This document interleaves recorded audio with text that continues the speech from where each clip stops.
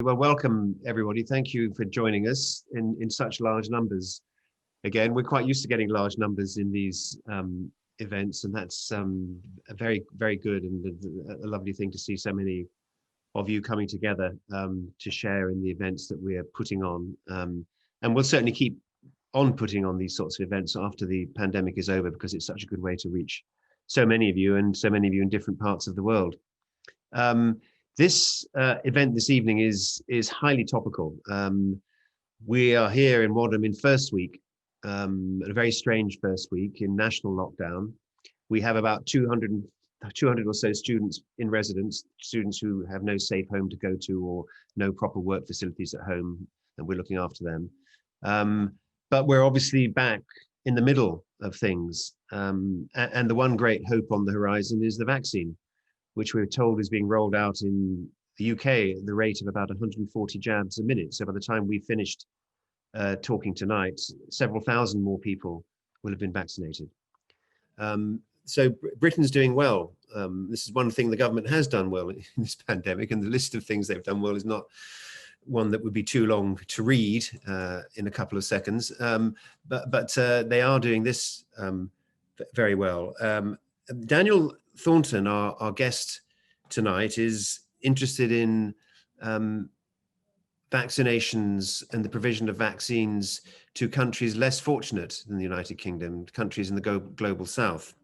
And that's obviously going to be an extraordinarily important question. If we're to rid ourselves of this pandemic, we have to rid ourselves of it everywhere, and that's going to require vaccinations everywhere.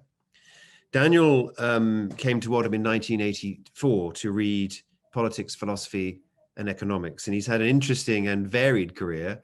But for tonight's purposes, it's most important to mention that he's a consultant at a Geneva not-for-profit called Gavi, which aims to help countries in the global south to access vaccines and vaccination programs. And he's going to talk to us this evening about some of the challenges involved in that work and what some of the solutions might be.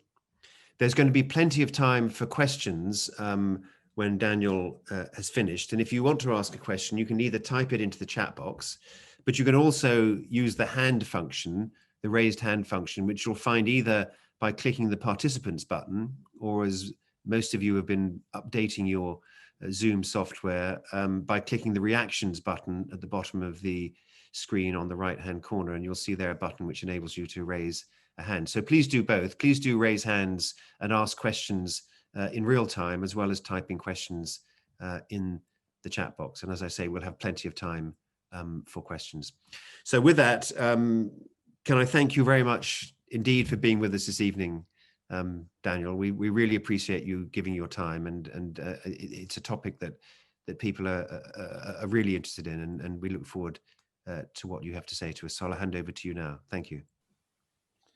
Thank you very much, Warden. It's great to be here, and great to see so many people from around the world, and particularly my contemporaries, but everybody else as well. I'm planning to talk about four things, not to take too much time, I hope, so that there's plenty of time for discussion and questions. Because one of the things is that this response to the pandemic that we've set up has been established very quickly, and I'd say we haven't had enough time to get feedback and have discussion about what it is we're doing. So I always welcome opportunities to hear from people, get their perspectives on things. So the four things I'm going to talk about are the context of the pandemic, the global response, the move from vaccines to vaccination, and then I'm going to speculate a bit about the future. So, I mean, the first thing to say is that, really approaching this with humility, because it's been 40 long days and nights since the first person was immunized outside a clinical trial in the UK, first person in the world. And we haven't provided any vaccines yet to developing countries and the other participants in the global COVAX facility, which I'm going to be talking about today. So, we have a big task ahead of us. There's been a lot of preparation, but we haven't started rolling out vaccines yet. I think the first thing to say by way of context is to go back in time a little way to 2009, 2010, when the H1N1 pandemic started. It's maybe not much remembered now, but it was quite significant at the time, and 500,000 people died around the world. And the situation in that pandemic was that really wealthy countries got all the vaccines, and then there were some donations of vaccines to developing countries, but too little, too late to affect the course of the pandemic in the developing world. And so we look to that pandemic as an example of what not to do, and as a stimulus to do better in this pandemic. I think people will be familiar with the impact of the pandemic around the world. There have been more than 2 million deaths, 90 million cases.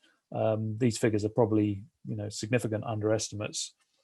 But of course, many people, unless you're calling in from East Asia or Australia or New Zealand, you will have been personally affected by the pandemic. You will know people who will have suffered from the disease, who may even have died. And I think that's these very large numbers can be hard to get your head around. But really, we've all had a personal impact from this pandemic. We've all, again, subject to some exceptions in some countries, had lockdowns, more stringent in wealthy countries than in developing countries, but still many developing countries are quite tightly locked down, and a lot of daily life is disrupted. A lot of economic activity is disrupted. The world economy shrank by $6 trillion last year. That's a lot. That's more than 4% of global product. And normally global growth, there is global growth on average, even during recessions in wealthy countries. There will be a long run impact from this economic damage, and a distributional impact, because just as we're all using Zoom today, there are winners in the pandemic. There are companies that have done very well, and the way that the internet works is that you have a winner take all economy, and so the distributional impact of the pandemic is negative, which is another way of saying the rich get richer and the poor get poorer. And most recently, I think we've seen the evolution of the virus, which is very serious, and is leading to more rapid transmission in the countries where the virus first detected in the UK. Spread, but other mutations of the virus are potentially, resistant to some of the vaccines. We don't know yet, and that's a very concerning development. So I'll just spend a minute talking about vaccines, because I think a lot of the frustrations that people have had about vaccines and how immunization works relate to vaccines and the nature of vaccines. They are a powerful weapon against disease, but they come with some constraints. So they're used to prevent disease, which of course is much better than trying to cure a disease. They're given to healthy people, which means unlike treatments. So we're very intolerant of side effects in vaccines, and you need a high degree of confidence for people to be prepared to take them. And that means they are heavily regulated. That means there need to be large and expensive trials to test safety and effectiveness. And the regulation is essential, because some of the production processes, different sorts of vaccines, they involve growing large quantities of live virus. They are biological, so they need to be grown rather than manufactured. And that takes time, and there's an uncertain success in those biological processes, and they need to be kept cold, which complicates delivery. So the regulation and the fact that they are biological products means that there are high fixed costs of production, and this means that to produce a vaccine you need to make a lot of investment at risk, and then the products themselves are relatively low marginal costs, and this tends to lead to a concentration of the industry, like with airline production. And generally with vaccines use, we see underinvestment in vaccines. So more money in treatments for chronic disease that you need to buy, every week, every day, every year, versus vaccines, which, you use them, you get 1 or 2 doses and then you're often protected for life, which is not good business, but is great for health. So Gavi, which I work for, the Global Alliance for Vaccines and Immunization, was set up to address some of these constraints and to bring the benefits of vaccines that we take for granted in wealthy countries to developing countries. And they rests upon the idea that, as I said earlier, that the low marginal cost production of vaccines means that you can recover a high fixed cost of production for vaccines in wealthy countries and then provide low cost vaccines to developing countries using donor funds.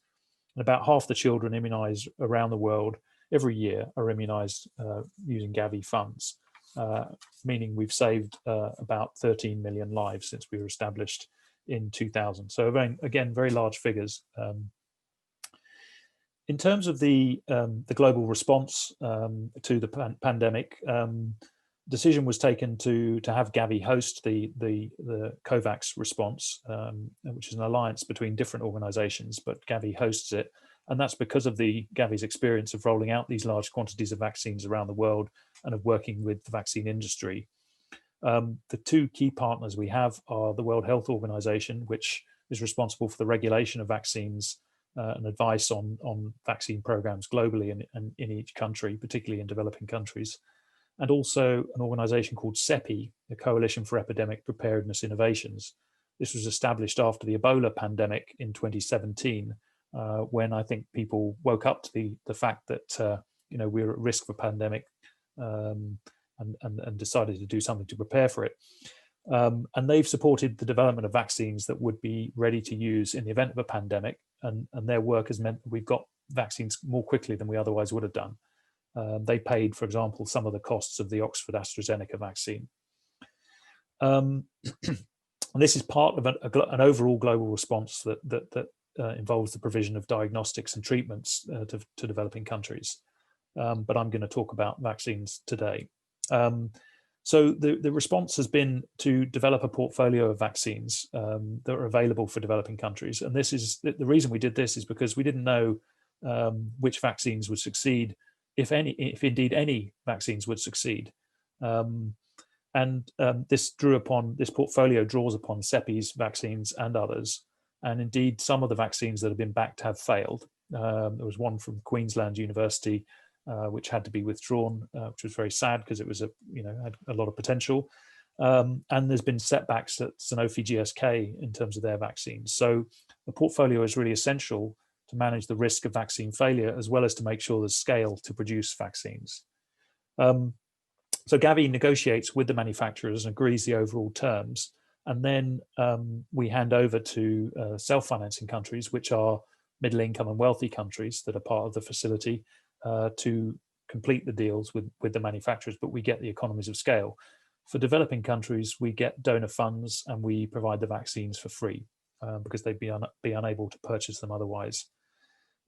We have independent scientific assessment of the vaccines coming into the portfolio, and we pay up front at risk so that the vaccines are ready to be introduced as soon as they're approved. And that's, again, been a key factor in speeding up the availability of vaccines.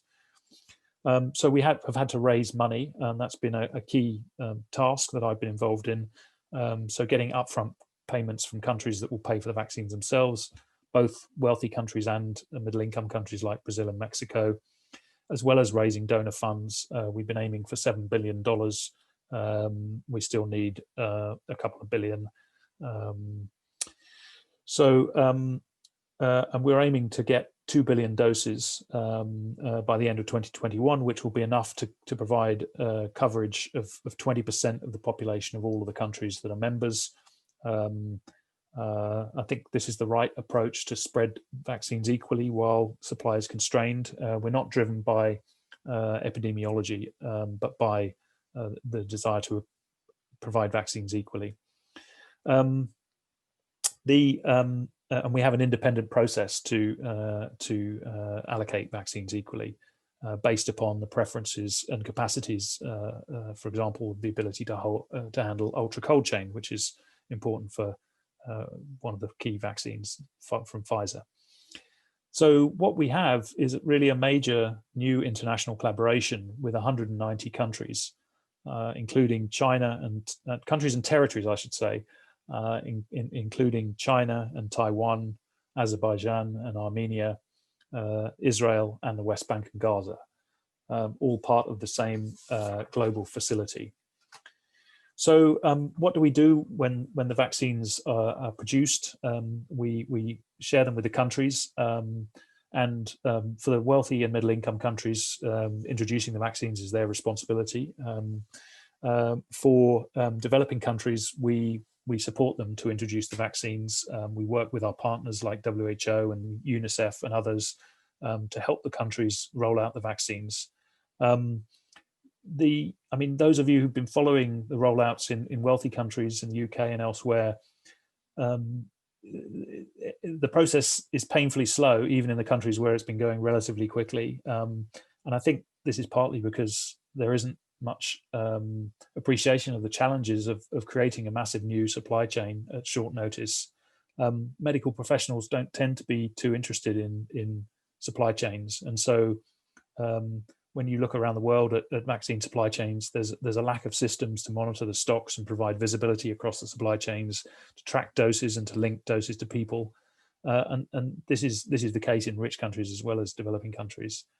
And of course, I've mentioned the cold chain, which is a constraint for all vaccines, and particularly for those that need ultra cold chain. There's also an important constraint on the demand side in some countries. So some populations, at least according to polls, are resistant to taking the vaccines. Less so on the whole in developing countries than in wealthy ones. So in response to a question as to whether they would take a COVID vaccine in the next year, in India, 80% say yes, 66% in the UK, but only 52% in France. And the French rollout has been slow, and that's maybe partly about demand as much as supply. So briefly, I'll talk a bit about the future, because we, as I said, we're trying to do better than 2009 and 10, but we also hope that the world will be more prepared for the next pandemic, and there inevitably will be a next pandemic.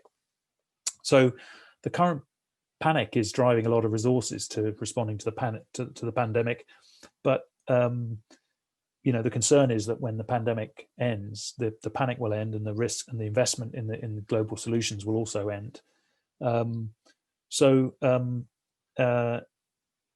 We really need to get the building blocks in place to make sure that we are more ready for the next pandemic, both in terms of finance and in terms of institutions.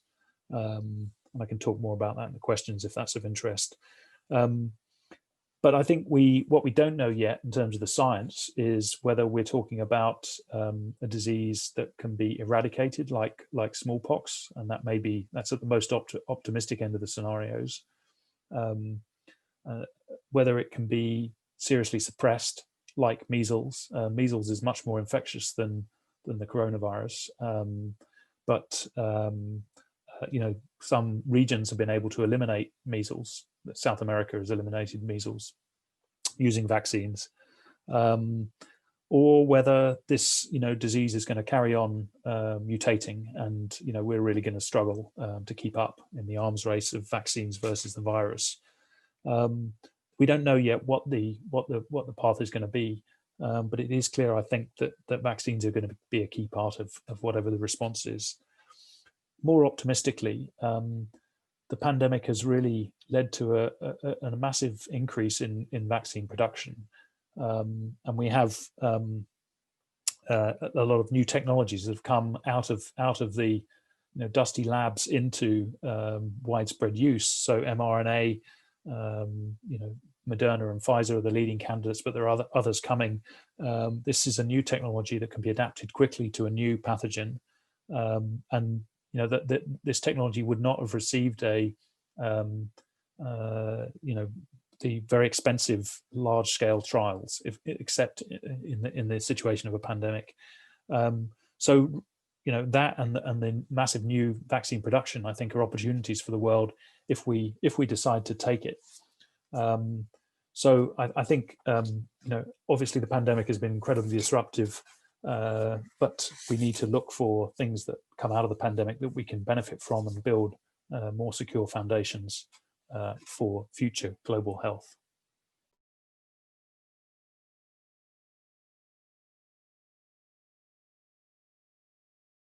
Thank you, Daniel. That was really fascinating, and we've already got some questions on the chat. Please do use the raise hand function if you want to ask a question in real time. Can I just start with one question, which is this: on the World at One yesterday, there was a senior figure from the World Health Organization who was making the argument that rich countries are queue jumping in the race to vaccinate.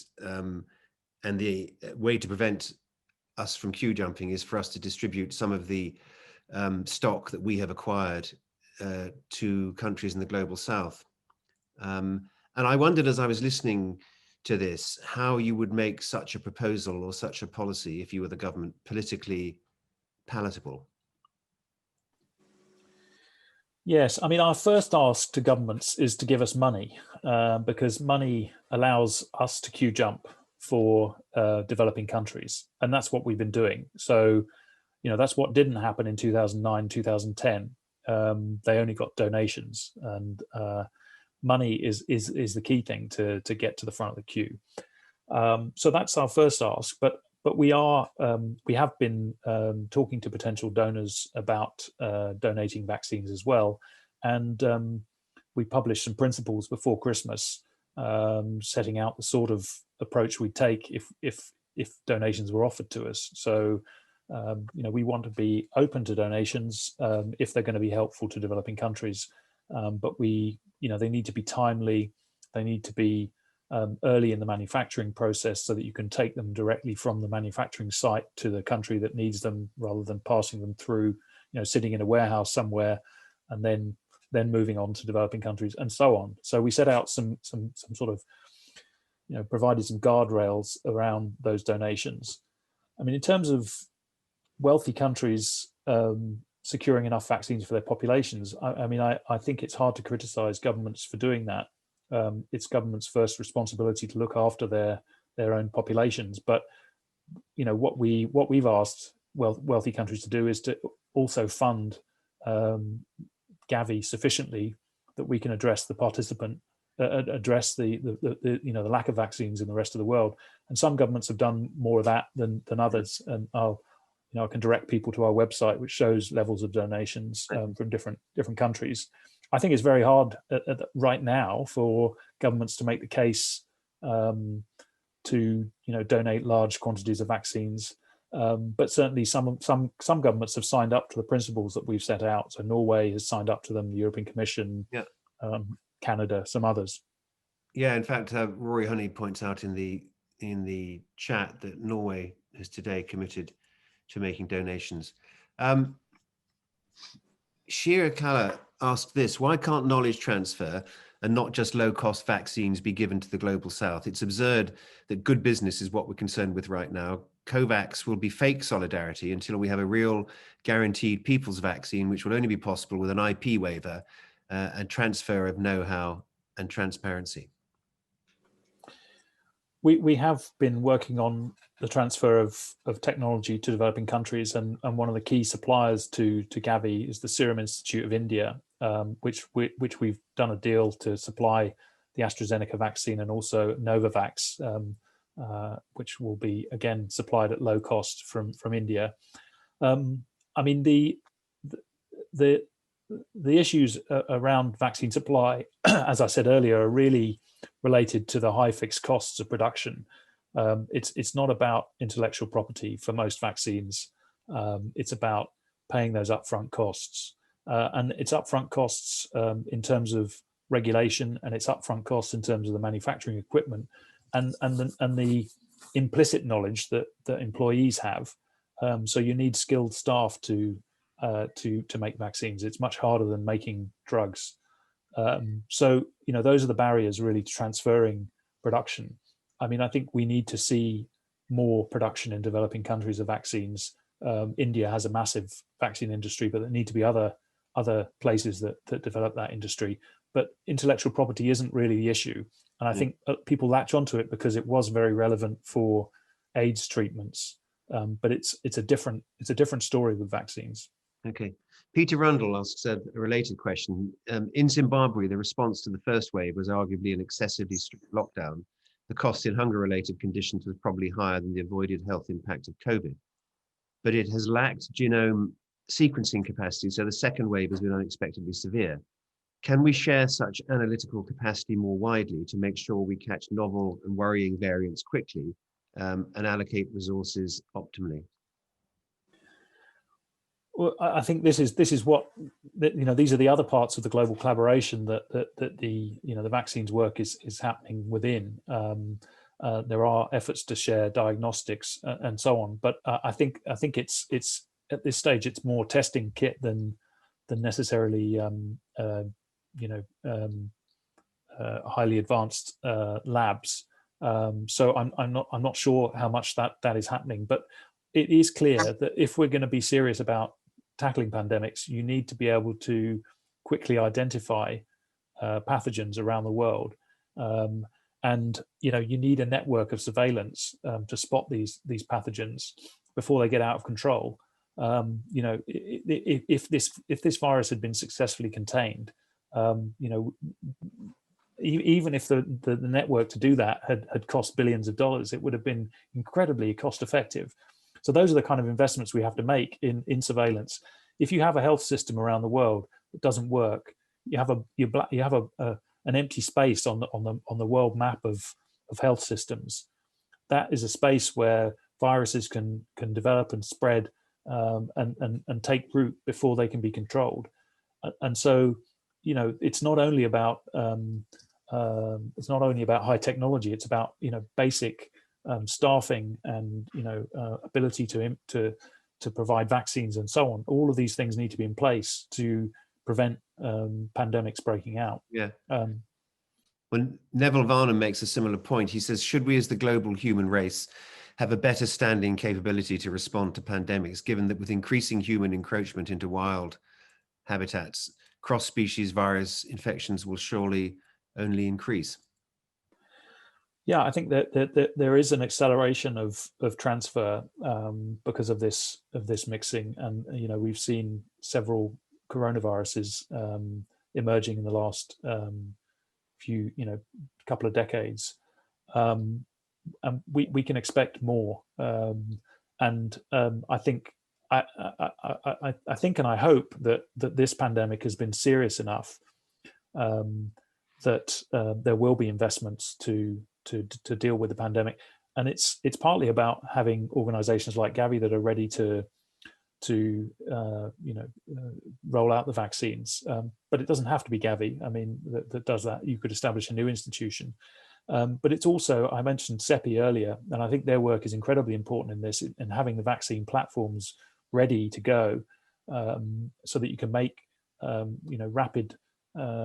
get rapid vaccines ready rapidly, get them approved rapidly, and introduced. But I think financing is a key part of this. If Gavi had $10 billion in April, we would have been introducing vaccines at the same time as the UK, and on a similar scale. We did get not quite 10 billion, but we're not too far from it. But that's really arrived just recently. So we did get some early money, and there were donors who contributed early, but really the big money has come in from the US over the last couple of weeks. And if we'd had that money earlier, we definitely could have made a bigger effort to get the vaccines out earlier and really start to suppress the virus as we need to. Well, it's interesting in this context that the UK government is committed to the construction of a vaccine manufacturing site in the UK. There was some publicity about that this week. Michael Tunbridge has got his hand up. Michael. Thank you. Can you hear me? Yeah, we can. Yeah, fine, thank you. Michael Tunbridge, I'm an emeritus fellow and a retired consultant, long retired consultant physician. My younger daughter, Anne, however, is a consultant physician in infectious diseases in Sheffield and is the lead clinician looking after COVID patients. And they're all on their knees, but she is distressed by the number of people coming in who believe that having had their first vaccine, they're protected in a way that they are not, because you're still vulnerable to picking up the virus or transmitting it for some time. And amongst the academics and professors too, I've read the content of some 44% think they can relax the national restrictions for themselves, which is quite erroneous, very dangerous, and helps to spread. And the numbers, as you know, are increasing. So that was the first point. All of you listening, I hope I've had my first vaccine because of age and other things. But that's a part, is that I just want everybody, however intelligent, and the audience here is very intelligent, not to think that they are protected adequately and should continue with the national restrictions for some time to come. And the other point was simply that government reduced the amount of funds that they put into, was it the IDF, the Development Fund, transferred it to the Foreign Office. And I wonder if any of you watching, listening, who have the power to bring influence to bear on government could at least argue that to restore the amount of money they took away could be used to spread the virus, not the virus, I mean the vaccine, to other countries, as David has said. Thank you very much. Okay, thank you, Michael. Jeffrey Stewart has his hand. Sorry, Jeffrey Shepherd. Sorry, Jeffrey, you've got your hand up as well. You're muted at the moment.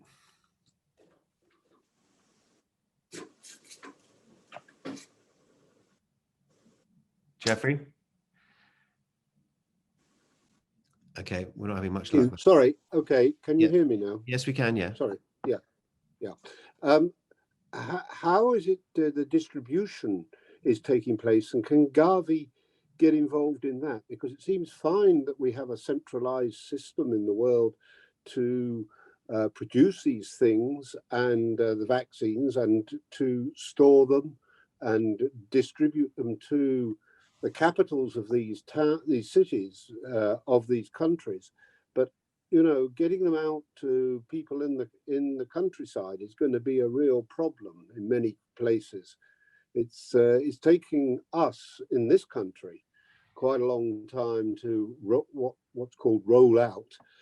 How can Gavi introduce systems to these people? Do they need support to do that? Daniel.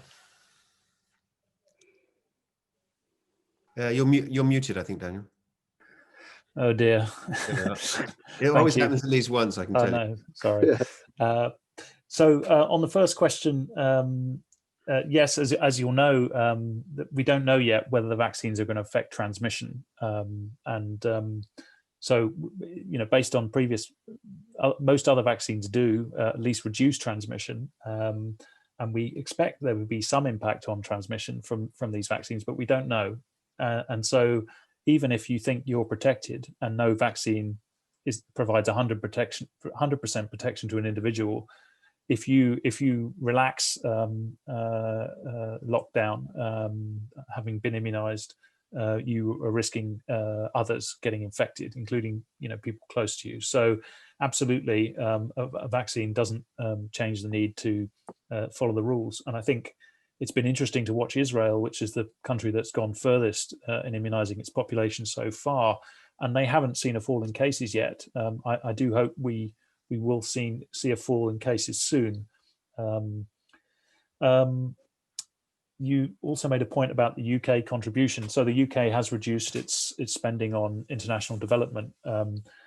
The UK, until the US came in with a very large contribution, the UK was Gavi's largest donor, including to the COVAX, to AMC, the Advanced Market Commitment, which funds developing countries. So certainly in terms of the UK contribution, it's been very significant to Gavi. Second question on distribution. Yes, this is a big challenge. I mean, I think it's not right to assume that developing countries don't have good public health systems, and some have very effective public health systems that have been more effective at controlling the virus than some rich countries. And it's obviously partly about political decision making, but particularly communist countries actually are very good at public health and immunization, and they have very high immunization rates. So there are places that manage very well, and we're building in rolling out the COVID vaccines. We're building on existing systems. There are others where things are much more challenging. So the Democratic Republic of Congo has a kind of 57% immunization rate, whereas in the UK you're looking at 90%. And that is a very difficult country to get around, and you having to maintain a cold chain from the point when a vaccine arrives in the country to the point of immunization is very challenging indeed. The sort of things we've been investing in over the last few years with our partners. We've been supplying solar fridges, which are easier to keep going in isolated places. Passive storage systems that stay cold even if you don't plug them in for a long time, and making sure that the workforce is trained and supported to do their really important job. So that's what we've been doing with developing countries for many years, particularly over the last few years. And so there are systems that we can build on for COVID vaccines. Of course, COVID vaccines are going to different populations. Not going to most vaccines in developing countries go to children, not to elderly people and other vulnerable people. So there are challenges in reaching those people, and we're working with new partners to do that. So I wouldn't minimize the challenge, but I think this is a job that we've been doing for many years, and so this is our work, and we are very much ready to do it. Okay, Anna Barnett asks this. With the appearance of new variants, it seems increasingly likely that COVID will be with us for a very long time, and the adjustment of vaccinations will become necessary. What would be the best way for countries to share best practices, including in strategic planning, to deal with this? I mean, this is the big fear, isn't it? That we're going to see endless mutations, and either the vaccinations don't work at all, or they have to be tweaked and retweaked and tweaked again.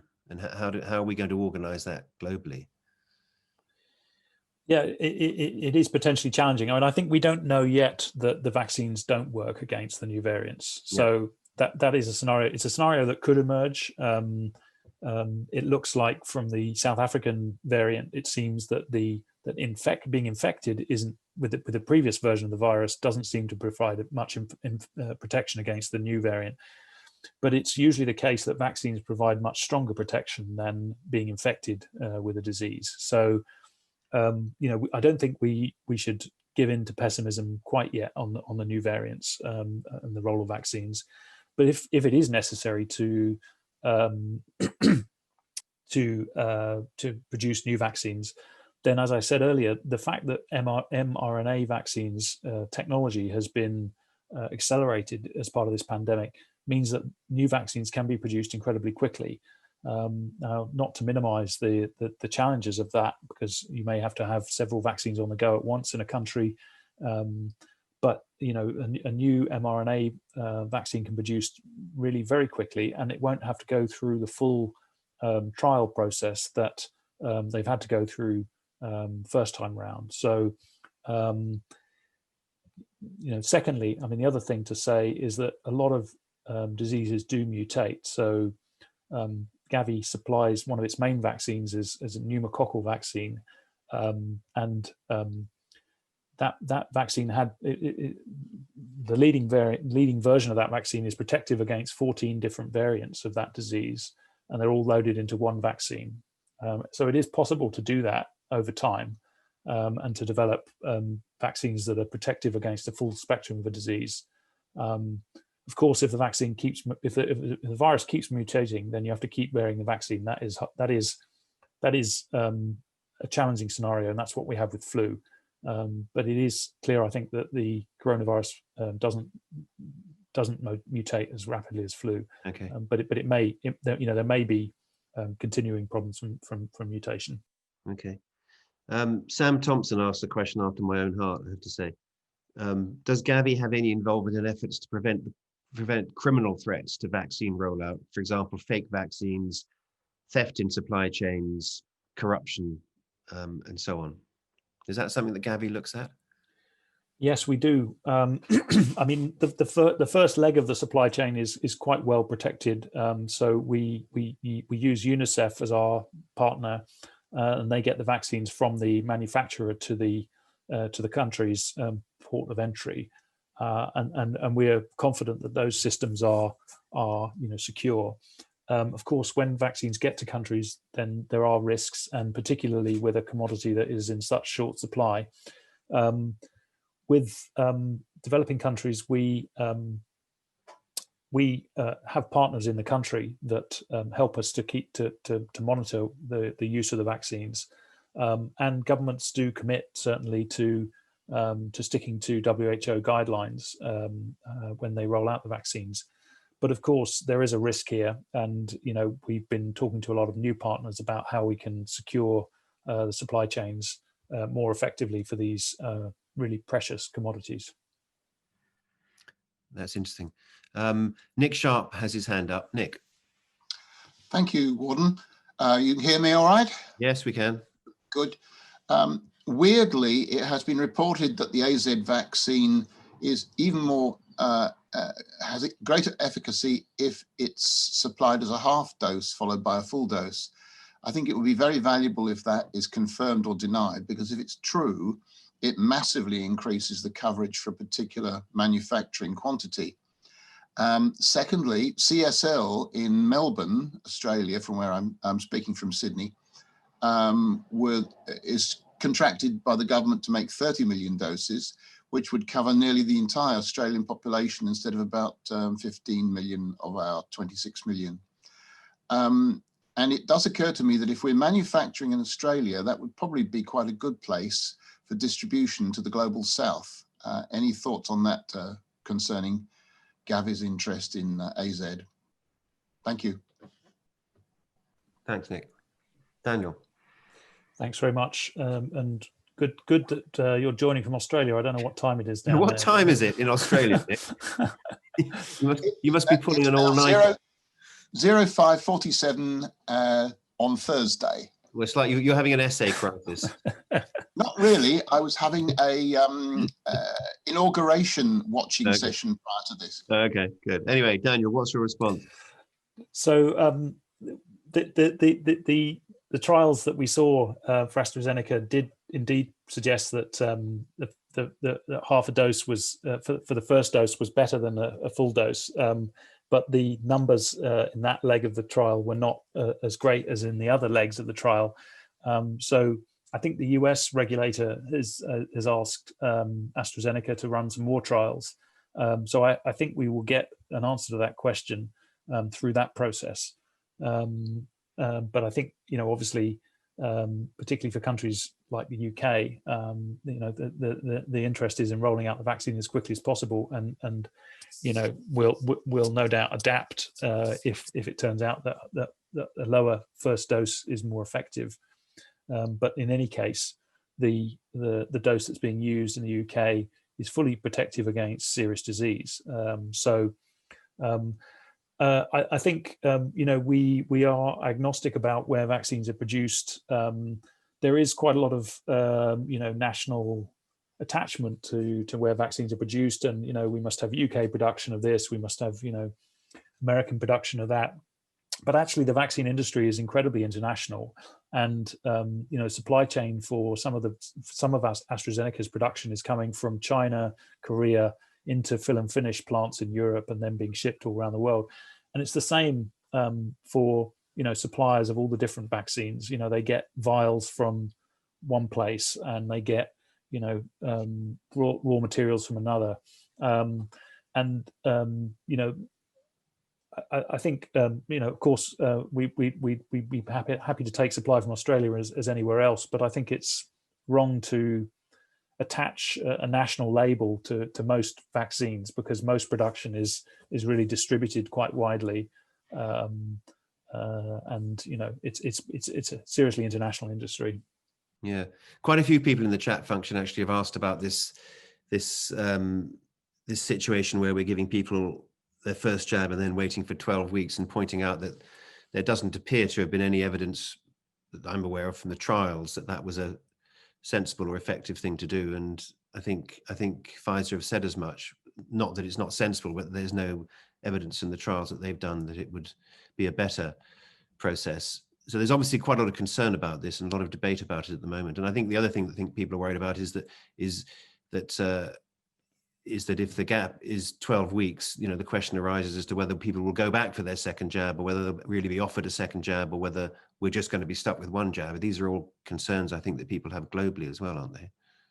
They certainly are, yeah. I mean, I think there is evidence that the AstraZeneca vaccine is more effective with a significant delay between doses, but that evidence isn't there for Pfizer. I think the companies are bound to to make statements that are in line with what the regulator has approved. So I don't think it's not down to the companies to say what the schedule should be. So I think from my perspective, it's a sensible and pragmatic response to get the maximum impact you can from the doses you've got, given the supply shortage. The other thing I would say is that we have potentially Johnson & Johnson's vaccine will be one dose, and that will make a big difference. For the reasons you suggest, it particularly in resource-constrained environments, it is very difficult to get people to come back for the second dose, or to find them for the second dose. So it seriously reduces the costs and the difficulties of having a large immunization campaign if you only have to reach people once. So I think that is going to be a really important extra tool, and as the portfolio matures, we're going to be looking for more vaccines that are low cost, highly effective, ideally one dose only, don't need ultra cold chain, can be kept in relatively benign conditions, and that's going to be a key part of the overall response to the pandemic. And Charles Craig points out, indeed, the MHRA thought that there was sufficient data to justify emergency approval for the 12-week gap, and what people had thought had been the result of the half dose was actually the common denominator was actually the 12-week period, or the bigger gap, rather than the half dose. There's an interesting question from let me find it. Ken Richman. Do you ask the recipient countries to follow any guidelines for prioritizing access to the vaccines they receive?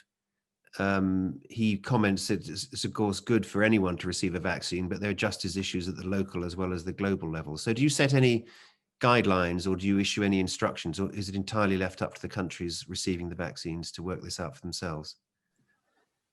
So there are two sorts of countries in the facility. There are those countries that are paying for their own vaccines, and there are those countries that are having their vaccines paid for by Gavi using donor funds.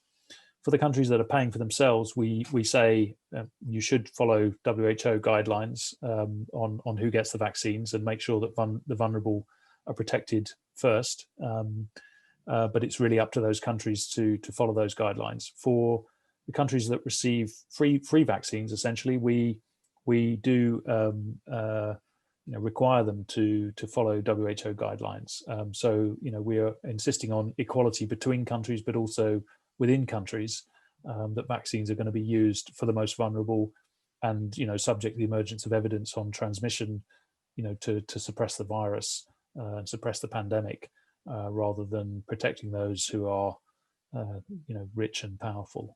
Yeah.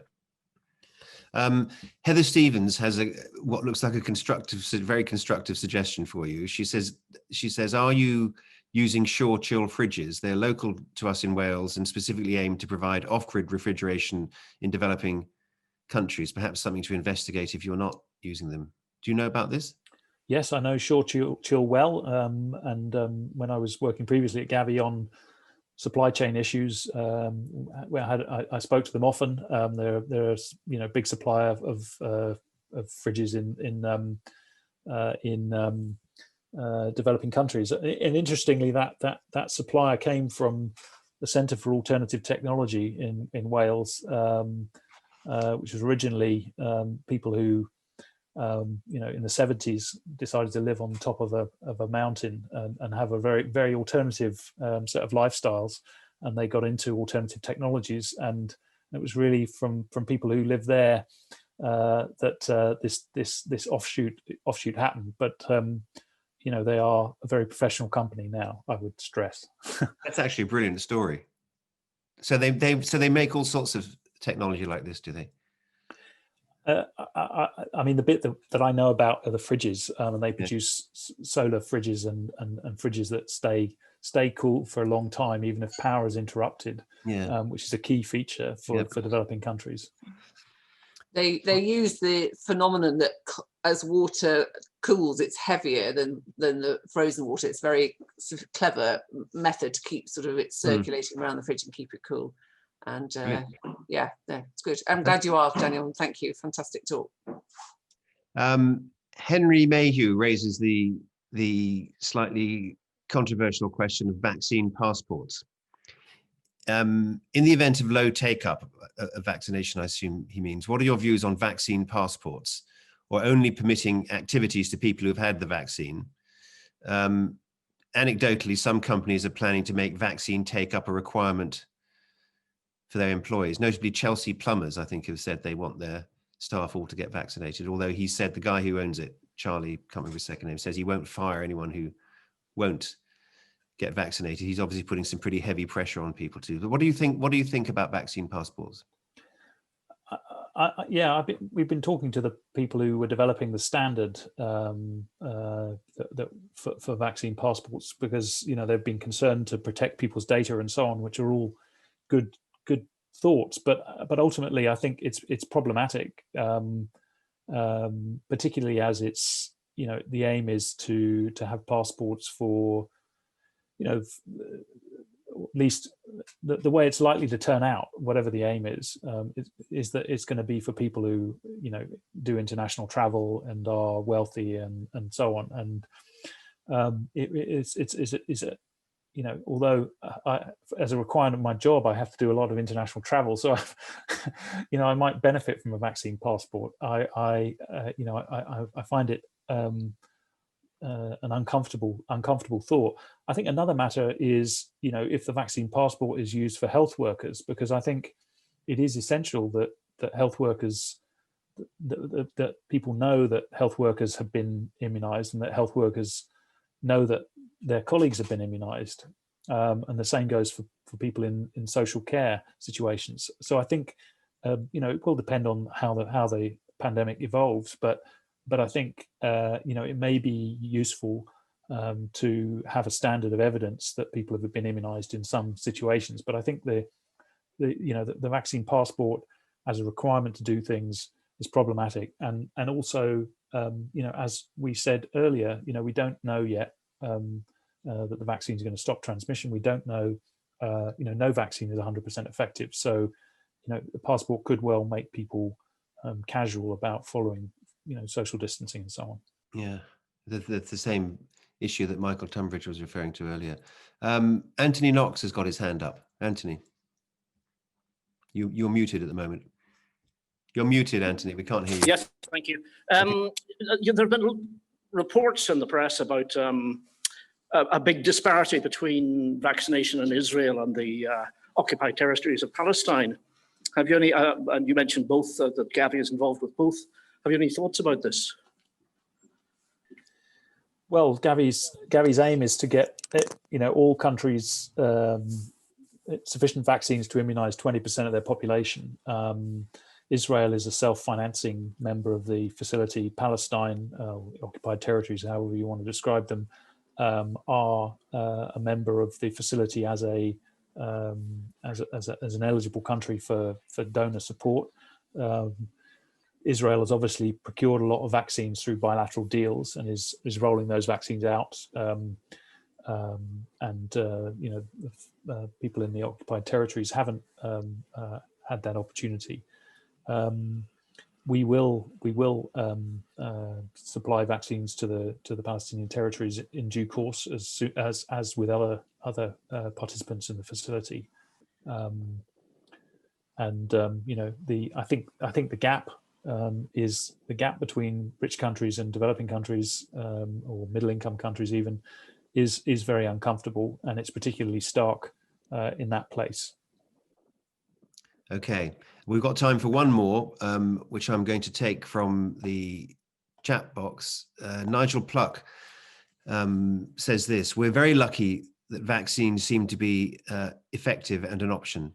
There are no vaccines for HIV, let alone malaria, for instance. How would a worldwide surveillance for novel virus outbreaks have curtailed COVID-19 as the world currently operates?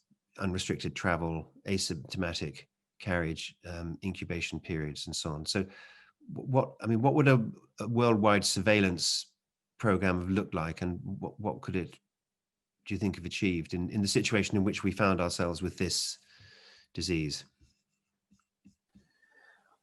Yes, it's certainly the case that it's quite a transmissible virus, and that it's difficult to control. But I think it could have been possible to lock down and to prevent transmission. And I think if more countries had closed their borders earlier, if China had closed its borders earlier and locked down Wuhan earlier, it could have been controlled. And I think there's going to be an investigation of this, and I think that will make interesting reading. I mean, in a way, we were, I won't say we're lucky, but I mean, compared to HIV and malaria, coronavirus does produce an immune response, and that creates an opportunity for a vaccine.